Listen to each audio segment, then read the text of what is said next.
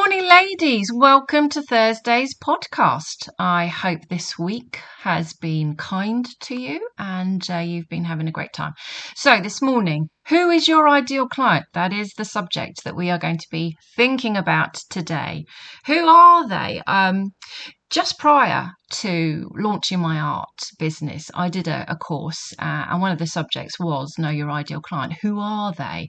Can you build an avatar of this person demographic wise, age wise? What do they do? Are they family people? Are they single? All of that kind of thing. And to be honest, I did not have a clue who my ideal client was, probably until this year.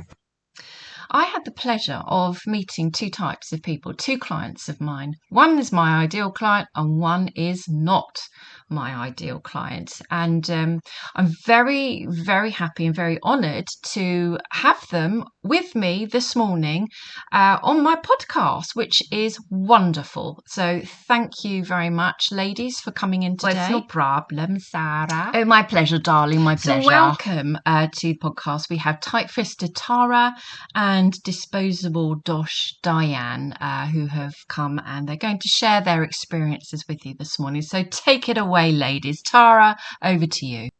Well, thank you very much. So I met Sarah at one of her exhibitions, and I was after some artwork for my house, and so I thought I'd go to an exhibition.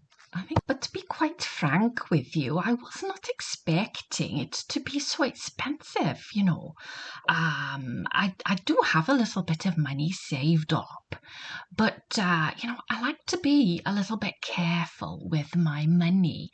And so as much as I loved Sarah's work, I kind of really had to walk out of the shop and rethink my strategy. So I'm off to IKEA to get my artwork for my house, and it'll be fine. It'll look lovely.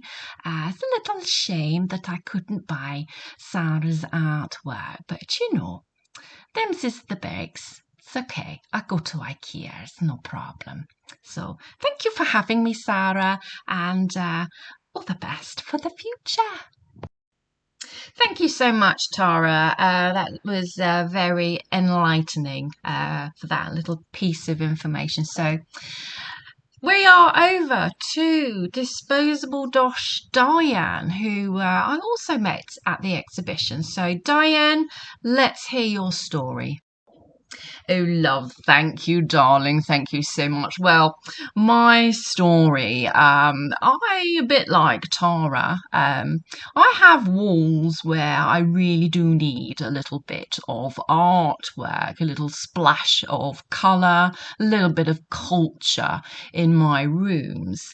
And so I went to Blue Water Exhibition, and so much there was absolutely inspiring.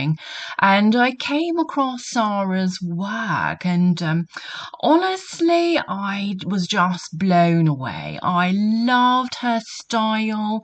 I loved that sense of peace and serenity as I was standing there looking at it. And I had a little look around, but you know what? I kept coming back to Sarah's work, and I chose a couple of pieces which I thought would go rather lovely in my dining area.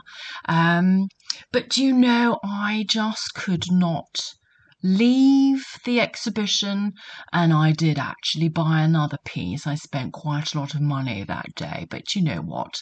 I just had to have it. I had to have the artwork, and it's in my room, and I just love her work. I've actually commissioned her to do another couple of pieces because it's just beautiful. And yes, well, I am a fan. I am a collector, and I cannot wait for more collections and series, and just love it. Love it, love it, love it, love it. Oh, Diane, that's wonderful to hear. Thank you, ladies. Well, let's give them a little applause for coming on the podcast this morning.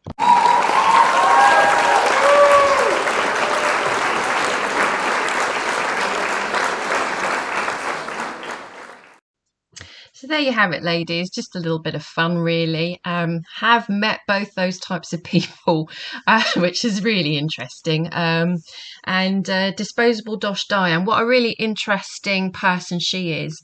You know, they are out there, and I think the challenge for many of us is trying to find them. And I've heard that language quite a few times now, where people have seen things and, you know, money is no option, which in my world is crazy. You know, I'm quite cautious about money and about spending, especially large sums, shall we say. But they are out there, and I've heard it. You know, they do say I had to have it. I've heard that so many times, not only for my artwork, but for some of my colleagues that sell also. And the client that you don't want, the one that's, you know, they kind of waste your time, actually. So it's quite key to pick up who these people are, and to not waste your time on them. But the ones that you want, those disposable Dosh Dianes, they are out there. Know your client. Who is my client? They're the people. They quite often are family people. They have a level of disposable income.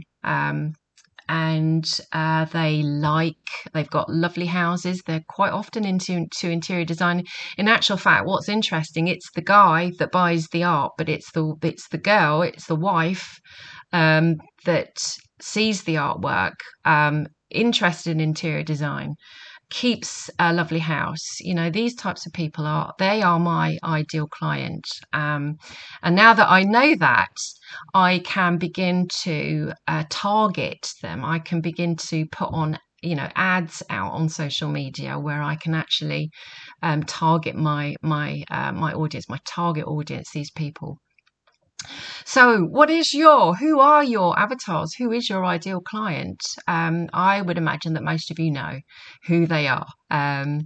But, you know, especially in this day and age where it's a little tricky now selling, because there are lots of hurdles for people to part with their money. You know, and so you do have to be a little bit careful. But really interesting. I hope you enjoyed that podcast. Have a wonderful Thursday. Have a wonderful weekend. Maybe pop a little comment below on your WhatsApp. Great to have a little discussion about ideal clients. And have a great day. Have a great weekend. And next podcast will be Tuesday. So speak.